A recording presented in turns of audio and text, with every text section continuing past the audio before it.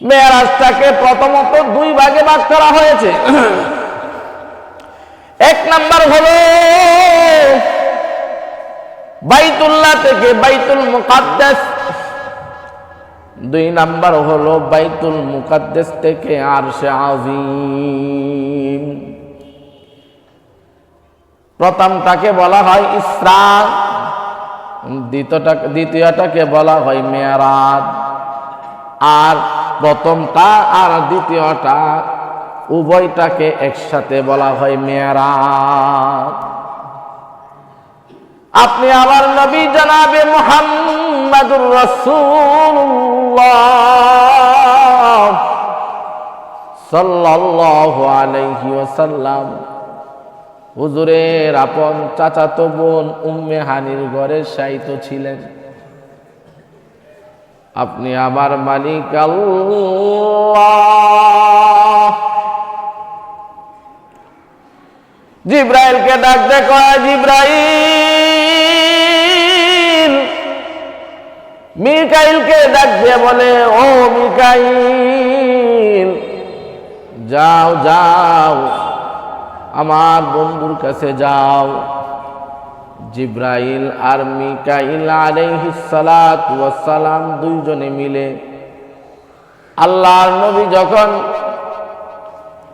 রাসূল করিম সাল্লাল্লাহু আলাইহি ওয়াসাল্লামের আপন চাচাতো বোন উম্মে হানির ঘরে শায়িত ছিলেন, আল্লাহর রাসূলকে সালাম দিলেন, আসসালামু আলাইকুম ওয়া রাহমাতুল্লাহ, আসসালামু আলাইকুম ওয়া রাহমাতুল্লাহ। রাসূল উঠলেন, জিব্রাইল আর মিকাইল আলাইহিস সালাতু ওয়াস সালাম বললেন, ও প্রিয়ারে হাবিব, আপনাকে তো আপনার মালিক সালাম জানাইছে।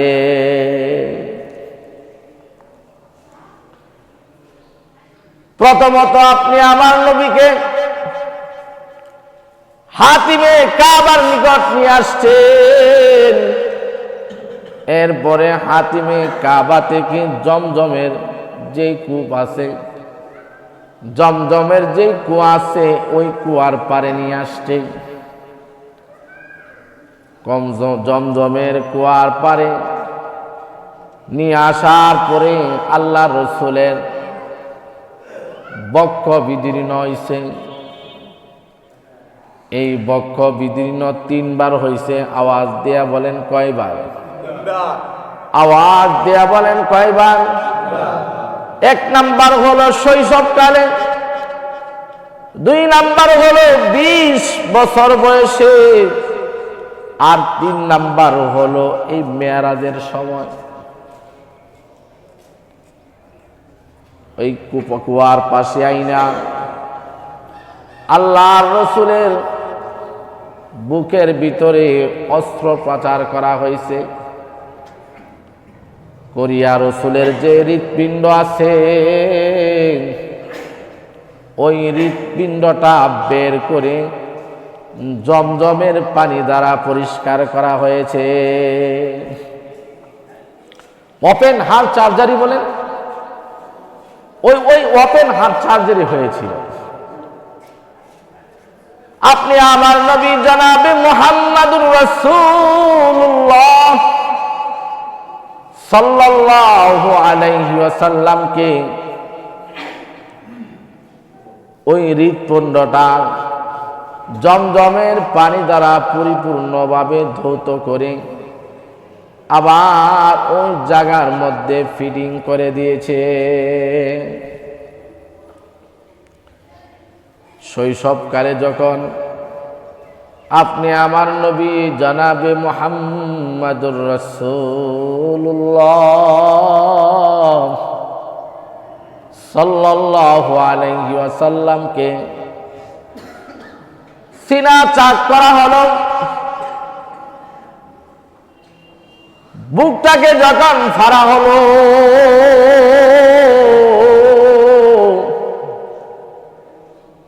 তখন উদ্দেশ্য ছিল যে উনি বড় হলে নবী হবে, শিশুকালে পোলাপান মেয়ে হোক ছেলে হোক খেলাধুলা করে কি করে না? আওয়াজ দেয়া বলেন করে কি করে না? শিশুকালে ওই সিনা চাক করার উদ্দেশ্য হলো যে রসুলের মধ্যে খেলাধুলা রং তামাশার যে ভাবটা আছে ওই লক্ষণ ওই ভাবটা যেন কেটে যায়। 20 বছর বয়সে আবার সিনা চাক করা হয়েছে, বক্ষ বিদীর্ণ হয়েছে। উদ্দেশ্য হলো একটা ছেলে একটা মেয়ে যখন প্রাপ্তবয়স্কে উপনীত হয়, যৌবনকালে যখন উপনীত হয়, ওই যৌবনের মাতালে পইরে ওয়াকারেন্স ঘটায় কি ঘটায় না? আওয়াজ দিয়ে বলেন বিভিন্ন গুনাহের কাজে লিপ্ত হয়ে যায়, জিনায় লিপ্ত হয়ে যায়, ব্যভিচারে লিপ্ত হয়ে যায়, বিভিন্ন জুয়া আড্ডা মদের মধ্যে লিপ্ত হয়ে যায়। আপনি আমার নবী উনিও তো একজন মানুষ, মানুষ কি মানুষ না? আওয়াজ দেয়া বলেন মানুষ কি মানুষ না? মাটির তৈরি নাকি নূরের তৈরি? আওয়াজ দেয়া বলেন মাটির তৈরি নাকি নূরের তৈরি? আপনি আমার মতো মাটির তৈরি, যেটা আপনি আমার মালিক আল্লাহ।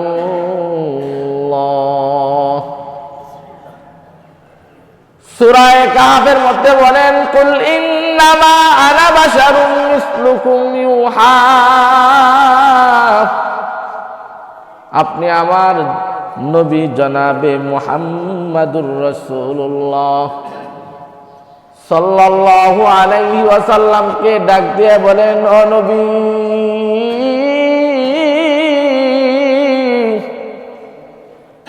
আপনি আপনার জবান দিয়ে বলে দেন আপনি নবী কিসের তৈরি? যদি আপনার জবান দিয়ে আপনি বলেন, মানুষ ওইটাকে বিশ্বাস বেশি করবে, মানুষ ওইটাকে অ্যাকসেপ্ট বেশি করবে। তখন আল্লাহর নবী নিজেই বলেন কুল ইন্নামা আনা বাশারুম মিসলুকুম ইউহা ইলাইয়া আন্নামা ইলাহুকুম। ও দুনিয়ার মানুষ শুনো, তোমরা যারা আমাকে নিয়ে ইখতিলাফ মতানৈক্য দ্বিধাবোধ করো, সন্দেহ করো, ঝগড়া করো, ফাসাদ করো যে আমি নবী নূরের তৈরি, আমি নবী নিজেই বলতেছি কুল ইন্নামা আনা বাশারুম মিসলুকুম, আমি নবী তোমাদের মতোই একজন মানুষ। তোমাদেরকে যেমনি আসমানের মালিক রব্বে কারীম আল্লাহ মাটি দিয়া বানাইছে, আমি রসুলকেও মাটি দিয়া বানাইছে। তবে তোমাদের মধ্যে আর আমি রসুলের মধ্যে ডিফারেন্স হলো, পার্থক্য হলো, ফারাক হলো, আমার নিকট ওহী আসে আর তোমাদের নিকট ওহী আসে না। এই জন্য আসুন বাবা, যারা রসুলকে নিয়ে ইখতিলাফ করে, এমনও এলাকা আছে রসুল নূরের তৈরি নাকি মাটির তৈরি এই নিয়ে ঝগড়া করতে করতে মাথা ফাটায় ফেলে। না না না, আপনি আমার দলিল হলো 4টা। 1 নাম্বার হলো কিতাবুল্লাহ, 2 নাম্বার হলো সুন্নতে রাসূল, 3 নাম্বার হলো ইজমা, 4 নাম্বার হলো কিয়াস। এই 4টা হলো শরীয়তের দলিল। মক্কা মুকাররমা কোনো শরীয়তের দলিল না, কোন একজন আলেম করছে এটা কোনো দলিল না। একজন আলেমকে করতে দেখছি তাই বলে এটা বৈধ হয়ে যাবে না। আমি বাইতুল্লাহ শরীফে সৌদি আরবে 17 বছর, 20 বছর, 50 বছর থেকে আসছি। সৌদিরা এমনটা করে তেমনটা করে, না না, সৌদি আরব কোনো প্রমাণ না, সৌদি আরব কোনো ডকুমেন্ট না। ডকুমেন্ট হলো কিতাবুল্লাহ, ডকুমেন্ট হলো সুন্নতে রাসূল, ডকুমেন্ট হলো ইজমা, ডকুমেন্ট হলো কিয়াস। এই 4 দলিল যেখানে পাওয়া যাবে না সেটা শরীয়তের ভিতরে পড়ে না। এই জন্য আসুন বাবা, পায়ে ধরে বলি, অনুরোধ করে বলি, যারা ডকুমেন্ট দেয়, আমি সৌদি আরবে এত বছর কাটালাম, এত বছর থাকলাম, সৌদিরা এমনটা করে ওমনটা করে, এটা কোনো ডকুমেন্ট না। শরীয়তের দলিল হলো 4টা। মুআয ইবনে জাবালকে যখন ইয়ামানের গভর্নর বানাইয়া পাঠাইতেছে, রাসূল মুআয ইবনে জাবালকে জিজ্ঞাসা করে, ও মুআয ইবনে জাবাল, আমি তোমাকে ইয়ামানের গভর্নর বানাইয়া পাঠাইতেছি, যদি তুমি কোনো মাসালার সম্মুখীন হও, যদি তুমি কোনো ঘটনার সম্মুখীন হও, তাহলে তুমি কিভাবে ফাইসালা দিবে, কিভাবে রায় দিবে? মুআয ইবনে জাবাল বলে, ও নবী, প্রথমে আমি দেখব এই বিষয়টা কোরআনে আছে না নাই। কোরআনে যদি না পাই তাহলে আমি দেখব এটা হাদিসের মধ্যে আছে কিনা। কোরআনেও আমি পাই না, হাদিসেও আমি পাই না, আমি ইজমা করব। দেশের বিজ্ঞ প্রাজ্ঞ বড় বড় উলামায়ে কেরামকে একসাথে করব। উলামায়ে কেরাম যে ফতোয়া দিবে আমি সেই ফতোয়া অনুযায়ী কাজ করব। তাও আমি পাই নাই। এরপরে আমি কিয়াস করব, কিয়াস করে আমি ফায়সালা দিব। কিয়াস কি জিনিস এর আগেও আমি আপনাদেরকে উদাহরণ দিয়ে বুঝিয়েছিলাম। কিয়াস কি জিনিস? কিয়াস হলো একটা জিনিসকে আরেকটা জিনিসের উপর অনুমান করা। যেমন শরীয়তের মাসালা হচ্ছে, আপনি নামাজে দাঁড়িয়েছেন, আল্লাহু আকবার, এই তাকবীরে তাহরিমা বলা মানে কি? যখন আমি হাত কানের লতি বরাবর উঠাইলাম, এই 2 হাত দ্বারা নামাজের আগে আমার স্ত্রীকে স্পর্শ করা বৈধ ছিল। নামাজের আগে আমার দ্বারা এই হাত দিয়ে খাওয়া বৈধ ছিল কি ছিল না? এই হাত দিয়ে খেতে খামারে কাজ করা বৈধ ছিল। এই জবান দিয়ে কথা বলা বৈধ ছিল। যখন আমি আসমানের মালিক রব্বে কারীম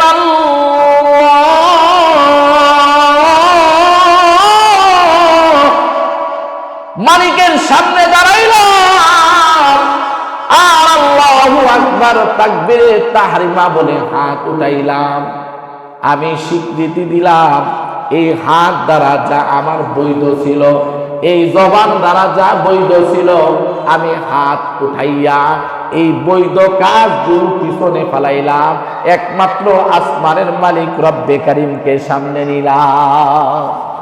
এখন কথা হবে আসমানের মালিক রব্বে কারীমের সাথে।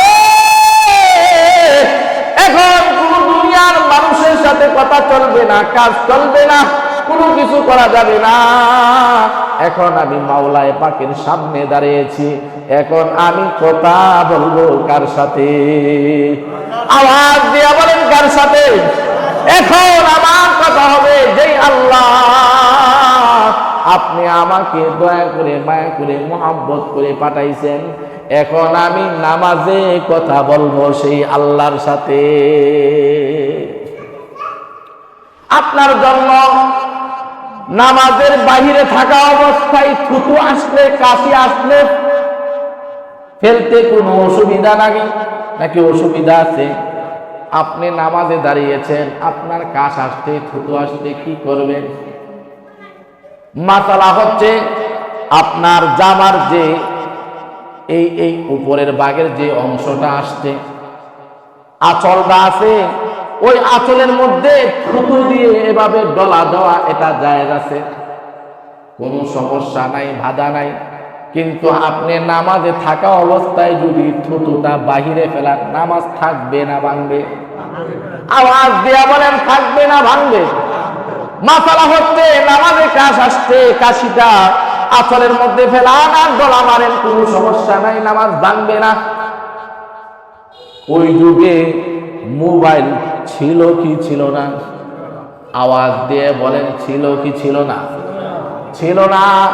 এখন যারা না মসজিদে আসছে, প্রত্যেকের সাথে এই মোবাইল নামক যন্ত্রটা আছে না নাই? আওয়াজ দিয়ে বলেন, আছে না নাই? আপনার খেয়াল নাই মোবাইলটা অফ করতে, মোবাইলটা বন্ধ করতে? নামাজের মধ্যে রিংটন বেজে উঠলো, নামাজের ক্ষতি হবে কি হবে না? আওয়াজ দিয়ে বলেন, ক্ষতি হবে কি হবে না? মাসালা হলো, কিতাবের মাসালা আসছে, নামাজে দাঁড়াইছেন, থুতু আসছে, ওই থুতুটা আঁচলের মধ্যে ফেলায়া এভাবে ডলা দেওয়া যায়, নামাজ ভাঙবে না।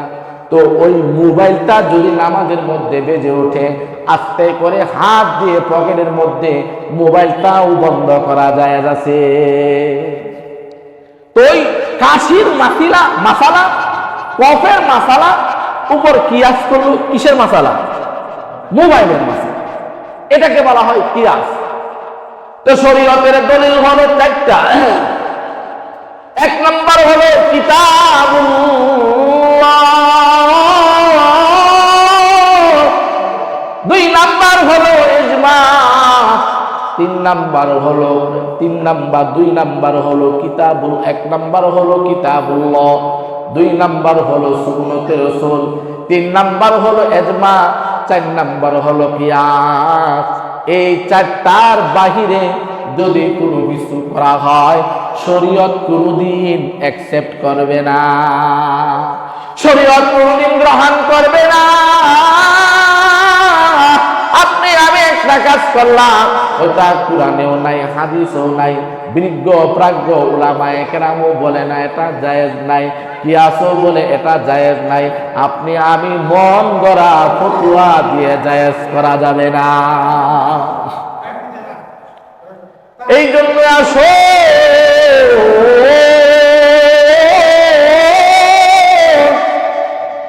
আপনি আমি জনাবে মুহাম্মাদুর রাসূলুল্লাহ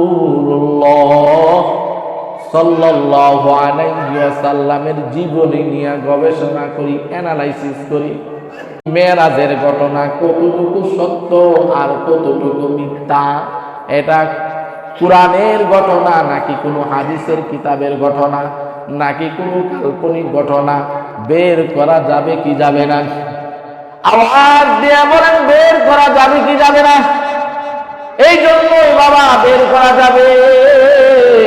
প্রত্যেককেই বলবো, যার ভিতরে এই মেরাজের ঘটনার ব্যাপারে কোনো সন্দেহ থাকবে, তার ভিতরে ঈমান বলতে কিচ্ছু থাকবে না। থাকবে নাকি? এই মেরাজের ঘটনা কোন কাল্পনিক ঘটনা নয়। আপনি আমার নবীকে জনাবে মুহাম্মাদুর রাসূলুল্লাহ সাল্লাল্লাহু আলাইহি ওয়াসাল্লামকে জিবরাইল আর মিকাইল আলাইহিস সালাতু ওয়াস সালাম দুইজনে নিয়ে রওনা হয়েছে। বক্ষ বিদীর্ণ কয়বার হয়েছে? আওয়াজ দিয়ে বলেন কয়বার? শৈশবকালে, আরেকটা হলো 20 বছর বয়সে, আরেকটা হলো মেরাজের সময়। কি কারণে হয়েছে আমি কারণগুলো বললাম। আপনি আমার নবীকে নিয়ে যখন রওনা হয়েছে, প্রতিমধ্যে অনেকগুলো ঘটনা ঘটছে। রাস্তার মধ্যে এক বৃদ্ধা সালাম দেয়, আসসালামু আলাইকুম ওয়া রাহমাতুল্লাহ। রাসূল দাঁড়ান, এদিকে আসেন। জিব্রাইল মিকাইল বলেন, না, থামবেন না, সামনে অগ্রসর হবেন। কিছু দূর পরে আরেক বৃদ্ধে সালাম দেয়, আরেক বৃদ্ধ সালাম দেয়। তখনও আল্লাহ রসুলকে জিব্রাইল ডাক দিয়ে বলে, না, যাওয়া যাবে না, সামনে অগ্রসর হন। কিছু দূর পরে অগ্রসর হওয়ার পরে আরেক দল আবার সালাম দেয়, আসসালামু আলাইকা ইয়া আউয়ালুস সালাম। তখন জিব্রাইল ডাক দিয়ে রসুলকে বলে, রসুল, এবার আপনি সালামের উত্তর দেন, ওয়া আলাইকুমুস সালাম ওয়া রাহমাতুল্লাহি ওয়া বারাকাতুহু। প্রথমে যে বৃদ্ধা সালাম দিছে সে হলো দুনিয়ার বয়স প্রায় শেষের দিকে। মানুষ রসুল যেন দুনিয়ার দিকে আকৃষ্ট না হইয়া যায়, এই কারণে জিব্রাইল পিছন থেকে বলতেছে, রসুল থামার দরকার নাই, সামনে অগ্রসর হন। যে বৃদ্ধ সালাম দিছে ওই বৃদ্ধ হলো শয়তান। জিব্রাইল বলছে, ও জিব্রাইল, সালামের উত্তর দেওয়ার দরকার নাই, সামনে অগ্রসর হন। কারণ শয়তান ওই আসমানের মালিক রব্বে কারীমের কাছে পাওয়ার নিয়ে আসছে, যেন বনি আদমের পশমের গুড়ায় গুড়ায় ঢুকতে পারে। কোন সময় আপনি আমাকে ঘায়াল করবে, কুমন্ত্রণা দিবে, এই চেষ্টা প্রচেষ্টায় আছে। এই জন্য জিব্রাইল পিছন থেকে ডাক দেয়, রাসূল, থামবেন না, সামনে অগ্রসর হন। তৃতীয় যে দলটা সালাম দিল, আসসালামু আলাইকা ইয়া আউয়ালুস সালাম, ওটা হলো ইব্রাহিম আলাইহিস সালাতু ওয়াস সালাম, মুসা আলাইহিস সালাতু ওয়াস সালাম, ঈসা আলাইহিস সালাতু ওয়াস সালাম। এই তিনজন নবী ছিলেন ওখানে। ওনারা আল্লাহর নবীকে সালাম দিছে, আসসালামু আলাইকুম ওয়া রাহমাতুল্লাহ। তখন আপনি আমার নবী জনাবে মুহাম্মাদুর রাসূলুল্লাহ সাল্লাল্লাহু আলাইহি ওয়াসাল্লাম মুসা আলাইহিস সালাতু ওয়াস সালামকে কবরে দাঁড়িয়ে নামাজরত অবস্থায় দেখেছে। আওয়াজ দিয়ে বলেন সুবহানাল্লাহ। নবীরা জিন্দা না মুর্দা? আওয়াজ দিয়ে বলেন জিন্দা না মুর্দা? যদি মুর্দা হইতো আপনি আমার নবী মুসা আলাইহিস সালাতু ওয়াস সালামকে ওই সফরে, মেরাজের সফরে কবরের মধ্যে দাঁড়িয়ে নামাজরত অবস্থায় দেখতেন না। আল্লাহ রাসূল সরাসরি ওই মুসা আলাইহিস সালাতু ওয়াস সালামকে কবরে নামাজরত অবস্থায় দেখেছেন। আওয়াজ দিয়ে বলেন সুবহানাল্লাহ।